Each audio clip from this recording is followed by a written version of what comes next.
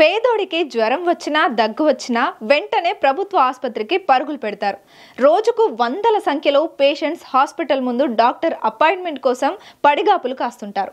అయితే అక్కడ గంటల కొద్దీ లైన్లో నిలబడి చాలా మంది ఓపికను కోల్పోతున్నారు. ఈ నేపథ్యంలో ప్రభుత్వ దవాఖానాలో పేదోడి కష్టాన్ని గుర్తించిన తెలంగాణ సర్కార్ ప్రజల సౌకర్యార్థం సరికొత్త విధానంతో ముందుకు వచ్చింది. మరి ఆ విధానం ఏంటో ఈ వీడియోలో తెలుసుకుందాం. వైద్య రంగానికి తెలంగాణ సర్కార్ పెద్దపీట వేసింది.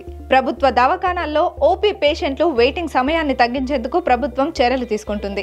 ఓపీ కోసం లైన్లో గంటల తరబడి నిరీక్షించడాన్ని చెక్ పెట్టే దిశగా రాష్ట్ర ప్రభుత్వం అడుగులు వేస్తోంది. త్వరలో ఆన్లైన్ ఓపీ సేవలు తీసుకురావడానికి సన్నాహాలు చేస్తోంది. యాప్ లేదా వెబ్సైట్ క్రియేట్ చేసి పేషెంట్లు ఇంటి నుంచే ఆన్లైన్లో ఓపీ బుక్ చేసుకుని వెళ్లే అవకాశం కల్పించనుంది. పైలట్ ప్రాజెక్టుగా సిటీలోని ఉస్మానియా, నీలోఫర్ తదితర ఆసుపత్రుల్లో ఈ తరహా పద్ధతిని ప్రభుత్వం అమలు చేయనుంది. తర్వాత రాష్ట్రమంతా ఈ విధానాన్ని విస్తరించాలని భావిస్తోంది.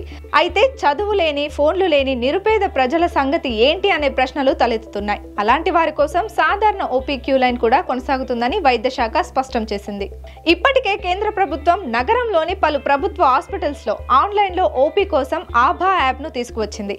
దీని ద్వారా దవాఖానాలో ఏర్పాటు చేసిన QR కోడ్ స్కాన్ చేస్తే ఓపీ నెంబర్ వస్తుంది. ఇది అటెండర్లకు చూపిస్తే జనరల్ లైన్ లో కాకుండా సపరేట్ లైన్ లో డాక్టర్ దగ్గరకు పంపిస్తున్నారు.